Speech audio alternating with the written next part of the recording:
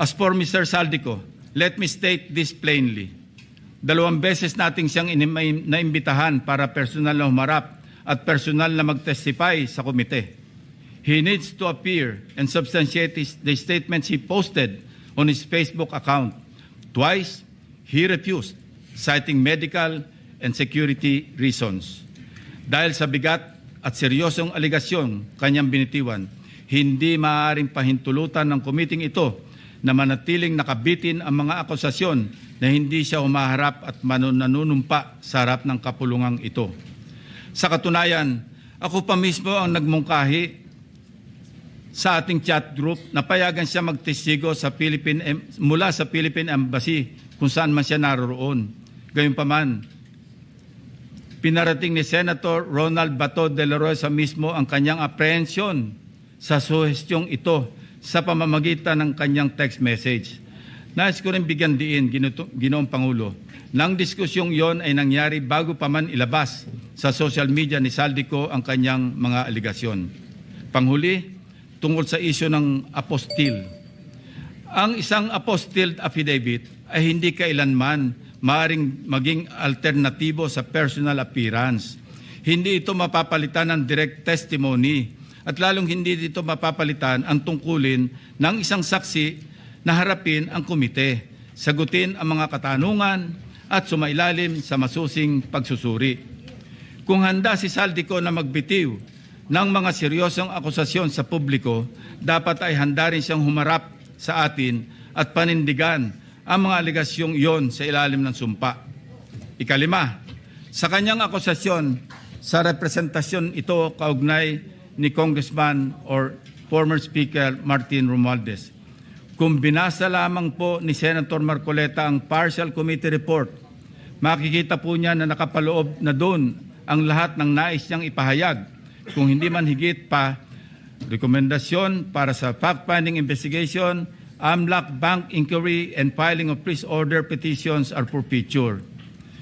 Kung napakarami pa niyang gustong ipaglaban at paimbestigahan, bakit siya rin ang nagsabi sa kanyang minority report na dapat tapusin na ang pagdidig? Kung sa bagay, kung mayroong isang bagay na consistent si Senator Marcoleta, ito ay ang pagiging inconsistent sa kanyang mga pinagsasabi. As to the other witnesses allegedly not invited by the committee, it bears stressing that the committee has not terminated its hearings, contrary to the suggestion in the so-called minority report. The intention at this stage is simply to have the partial committee report filed and sponsored in order to reflect the evidence received thus far and to allow the committee to consider the next steps, taking into account the views of the members on other areas that may be pursued as the path forward toward the eventual conclusion of the hearings. As to the other matters raised under the rules of the Blue Ribbon, the chairman serves as the chief executive officer of the committee and, as such, exercises broad discretion over matters pending before it, including the invitation of witnesses. Members may suggest witnesses or move for the invitation during a hearing, and if such motion is approved by the members of the committee, the same will, of course, be respected by the chair. Pang-anim, sa kawalang kamatayang i-give up ang KIG remark na umabot din sa isang full privilege speech upang ipangalandakan na ako ay nasa likod ng pag-splice ng kanyang video upang siya ay siraan. His statement, and I quote, verbatim, Mr. President, ang gawin natin po para madali, i-give up natin ang KIG. Then, mako-coordinate na natin lahat, unquote. Is that merely suggestive, Mr. President? Ito ay kasing kintab ng bumbunan na nasinagan ng tirik na araw sa tanghalin tapat, Mr. President.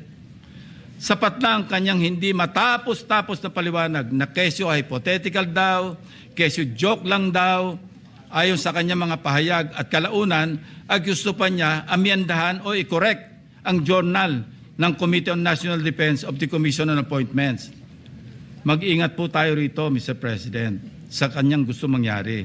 Your Honor, being the chairman of the Commission on Appointments and some of us here as members, we must study diligently the legal implications of Senator Marcoleta's motion now pending before the Commission on Appointments. Anyway, going back to his, i-give up natin yung KIG statement na inisplice ko daw, na marin ko pinabubulaanan. Ang masasabi ko bilang analogy sa kanyang sitwasyon ay ganito. When one looks the same as when he does before going to bed at night, how can there be splicing? Inversely, Mr. President, when one looks different going to work during daytime from before going to bed at night, that's when splicing becomes evident. Matanong ko lang po, sino ngayon ang magaling mag-splice, Mr. President?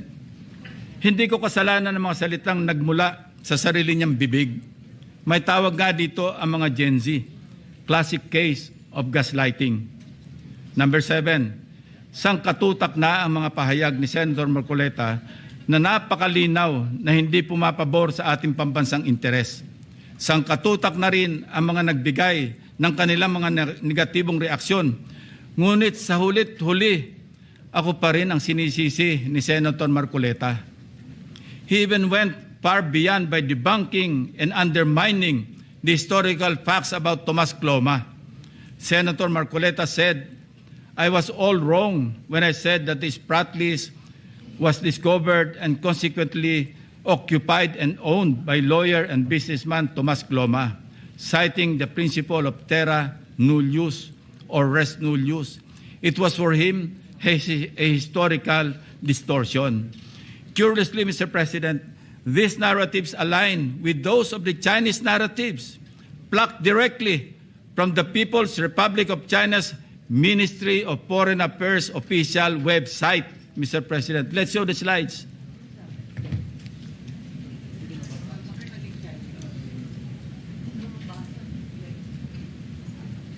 Ayan po, kita-kita natin kung anong sinabi ng website ng Ministry of Foreign Affairs ng People's Republic of China. Yan din ang kanya sinasabi. Now, Senator Marcoleta speaks of a pattern that he himself built in his head to discredit this representation. But if we backtrack the events that transpired in the past several months, one thing is crystal clear. When cornered by the fault of his own doing, he employs a diversionary maneuver, pathetically stretching the conversation, no matter how illogical, until people get drained and tired. Just as a squid squirts ink to darken the water and blind everyone around while it swims away, a person may throw out irrelevant issues, fake scandals, or emotional outbursts to distract the public from the actual evidence or the main point of an investigation. After all is said and done, I am tempted to ask these questions, Mr. President. On the West Philippine Sea, which side of the South China Sea is Senator Marcoleta on? On the anomalous graft-ridden flood control projects, is Senator Marcoleta for the Discayas or the people of the Philippines? I think we know the answers, Mr. President. Thank you, distinguished colleagues, and thank you, Mr. President. Majority Leader.